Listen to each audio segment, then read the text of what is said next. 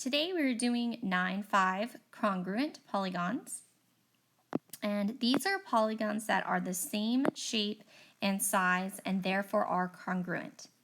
All this is saying is if you have a polygon and you took this polygon and you flipped it around so it looked like this, if they're the same shape and their sides are congruent, then you know that their angles are also congruent and therefore they are the same shape. It's just looking at it from a different point of view. So corresponding angles in this case would be, and this is the notation for writing it, we would have angle A, and that's, angle A is congruent to angle O, and angle D is congruent to angle N, and angle C is congruent to angle M, and angle B is congruent to angle P. So, double checking these, I'll show you visually. Here we have angle A is 135. This one is also 135. Angle D is 45, and so is angle N. These two get tricky because they are both right angles. You need to make sure that you're keeping them consistent. So if you notice, C is connected with this 45 degrees. So I need to make sure I choose M to be congruent to C because it's also connected to that 45 degrees. Same with B here. B is congruent to P because it's up here with the 135 and P is also with the 135. So you have to be very careful and specific when you write these. Now corresponding sides here. So we're looking at side length measurements.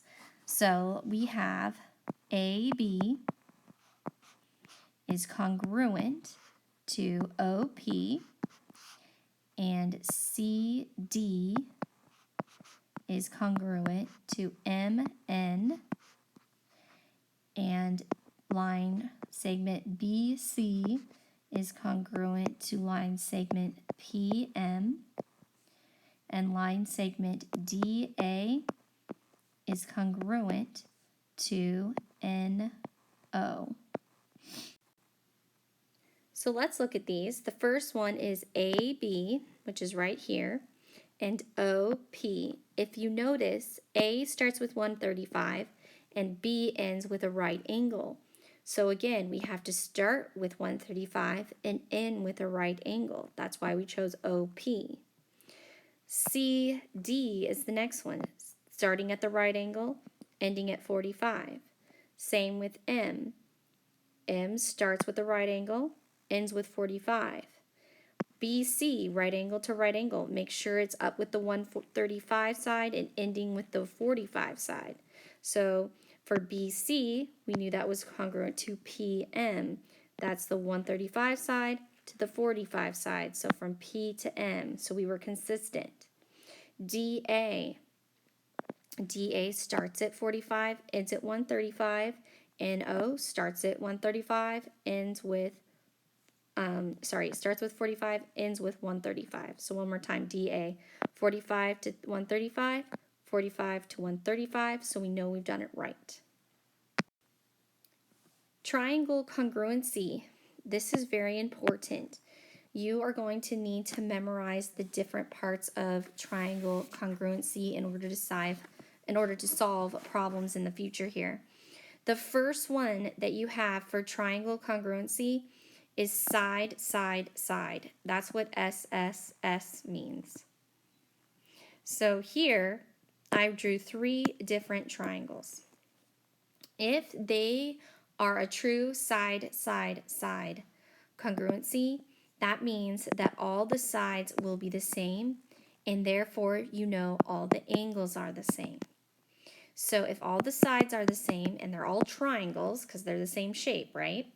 Then you will have the same angle measurements. So that would mean that these sides would have to all be congruent in order for this to fit side, side, side.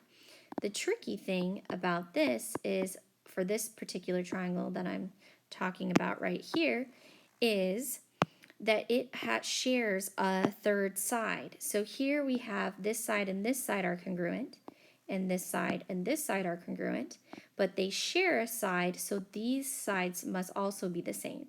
So these are the different ways you can see side, side, side congruency.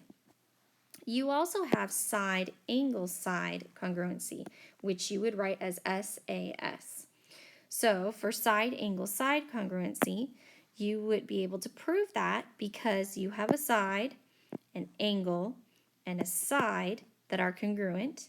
And you could have that here, a side, an angle, and a side that are congruent. So you must have it in that order. You can't skip. So you would have a side. You have to look at that direct angle and then a side. You cannot skip. It needs to be literally the side connected to the angle connected to the side. You cannot use a different angle. You can't say side, this angle, and side. That doesn't work. It has to literally be in order. The sides are connected with an angle in the middle. You also have angle, side angle, which you would write as ASA. For angle, side angle, that would mean that you have an angle measurement and a side, and then another angle that are congruent here. And again, you cannot skip. It has to be the angle with the side and the angle. So the side is connecting the two angle measurements. If you don't have an angle, a side, and an angle with the side in the middle of the two angles, it is not considered an angle, side, angle. And they will not be congruent triangles. Another one is side, angle, angle. So with side, angle, angle, you can also write that as side, SAA.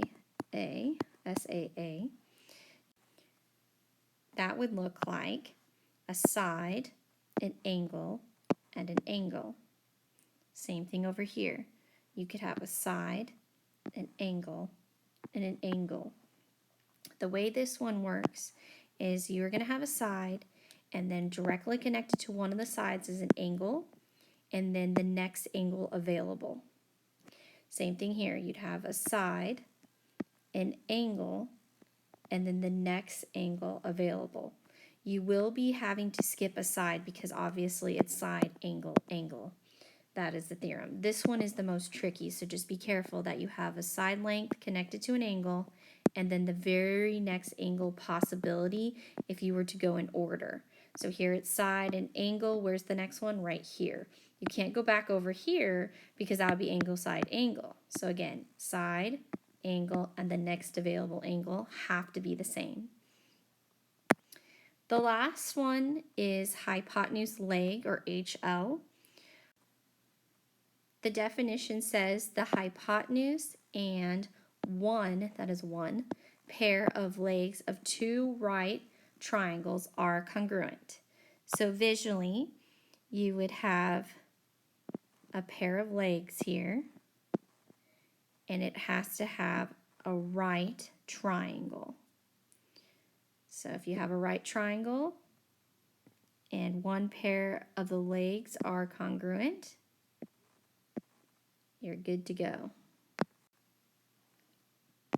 So just a refresher on right triangles, you have the right angle, and in order for the hypotenuse to be the same, that has to be this side across from the right angle, so that would be the hypotenuse and then one of the legs here.